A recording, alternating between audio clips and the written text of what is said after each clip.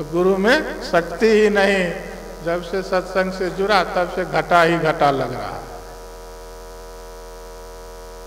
लेकिन गोस्वामी जी के जीवन में कुछ भी नहीं, सत्संग नहीं छोड़ रहे हैं। जिनको असली सत्संग की अभिलाषा है वे किसी भी स्थिति में सत्संग नहीं छोड़ते, विश्वास रखते हैं सद्गुरु के ऊपर।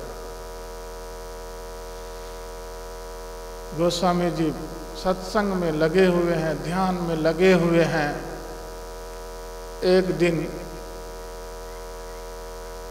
भगवान को उनकी स्थिति को देख करके बड़ी दया आई।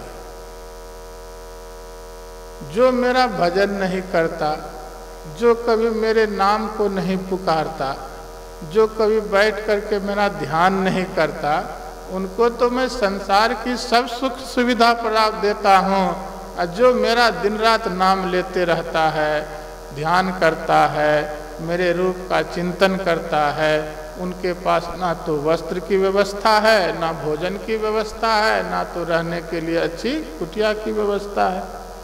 भगवान को गोस्वामी तुलसीदास की स्थिति को देखकर बड़ी दया आई। भगवान सगुण साकार के रूप में संत तुलसीदास जी महाराज के सामने प्रकट हुए और गोस्वामी जी उनके चरणों में प्रणाम निवेदित किए।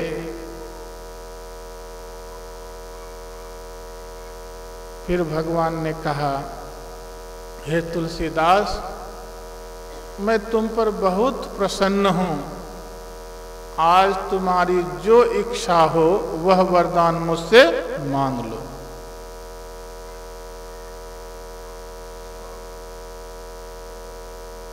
भगवान जल्दी किसी के ऊपर प्रसन्न नहीं होते। यदि प्रसन्न हो भी गए, यदि कहे कि वरदान मांगो तो क्या मांगेंगे? कबीर साहब ने कहा, कोई आवे तो बेटा मांगे यही गुसाई दीजिए जी।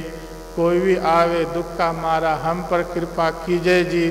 कोई करावे ब्याह सगाई सुनत गुसाई रीझे जी। सांचे का कोई गाहक नाही झूठे जगत पतीजय जी। कहे कबीर सुनो भाई साधो इन अंधों को क्या कीजिए जी। जो मांगना चाहिए वह हम लोग नहीं मांग पाते। गुरु महाराज भी कुछ भक्तों के ऊपर प्रसन्न हुए थे और गुरु महाराज मौज में आकर के उनसे कहा, मांगो, आज जो वरदान मुझसे मांगोगे आज मैं वही सब दूंगा। तो कोई धन मांग लिया, कोई कहा कि मैं 100 वर्ष जीऊं, कोई कुछ मांग लिया, कोई कुछ मांग लिया, लेकिन मुक्ति किसी ने नहीं मांगा। किसी ने यह नहीं कहा कि गुरु महाराज इसी जन्म में मेरा उद्धार हो जाए, यह वरदान नहीं मांग पाया। उसी प्रकार से हम लोग तो भगवान के पास जाते हैं लेकिन संसार की याचनाएं लेकर के जाते हैं। मेरी बेटी की शादी हो जाए, मेरे लड़के की नौकरी नहीं लग रही है, नौकरी मिल जाए, क्या क्या सब मांगते रहते हैं। और जो मांगना चाहिए वह मांगते नहीं हैं।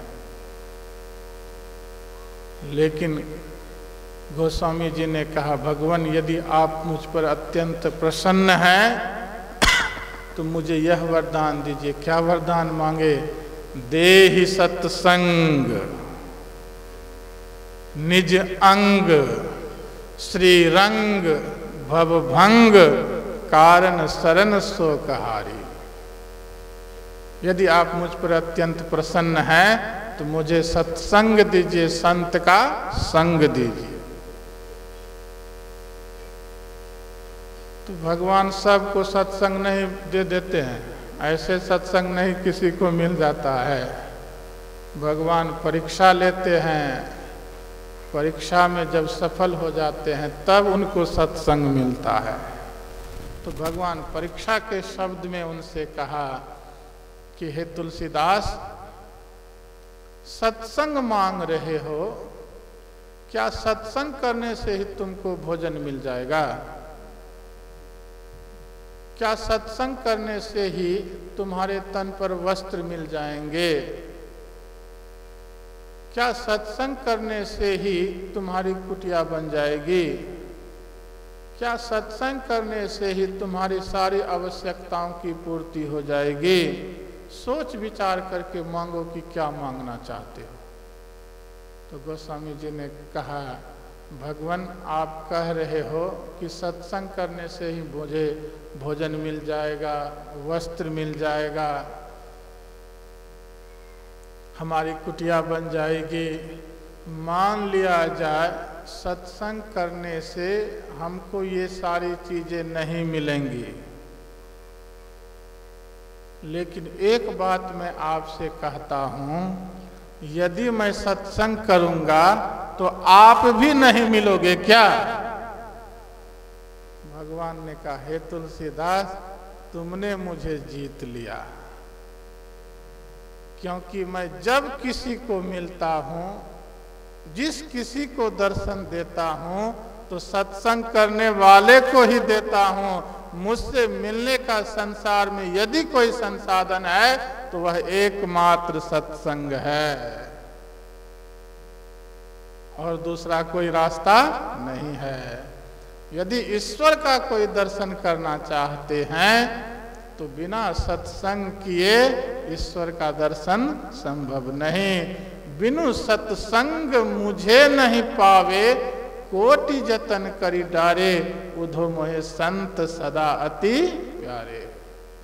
बिना सत्संग किए करोड़ों प्रयास कर लीजिएगा, ईश्वर का दर्शन नहीं। ईश्वर का दर्शन तभी संभव है जब सत्संग करेंगे।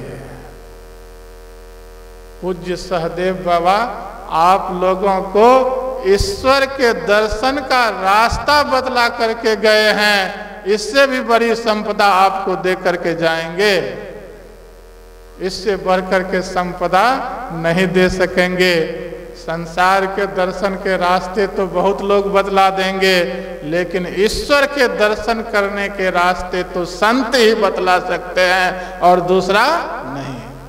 तो पूज्य सहदेव बाबा आप लोगों को ईश्वर दर्शन का रास्ता बतला करके गए हैं, और ईश्वर दर्शन करने का जो संसाधन है वह मंदिर भी बना करके गए हैं।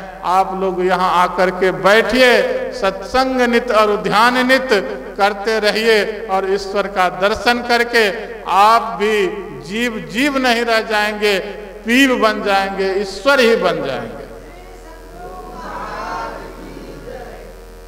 जीवात्मा ईश्वर का दर्शन कर लेने के बाद जीव जीव नहीं रह जाता, जीव पीव बन जाता है।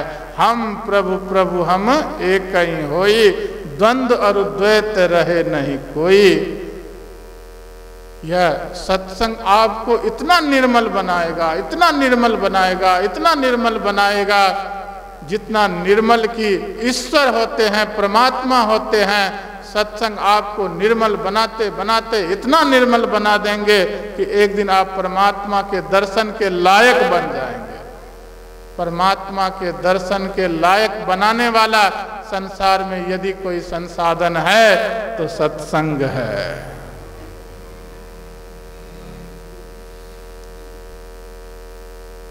तो गोस्वामी जी ने कहा, मुझे सत्संग दीजिए। और गोस्वामी जी ने कहा, अभी तो मैं आपसे जीवन काल में सत्संग की भीख मांग रहा हूं।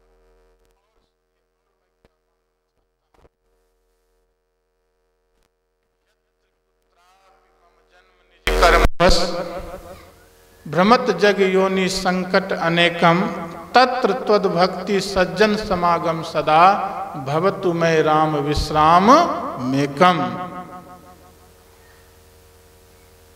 अपने कर्म के अनुसार मेरा जन्म जहां कहीं भी हो,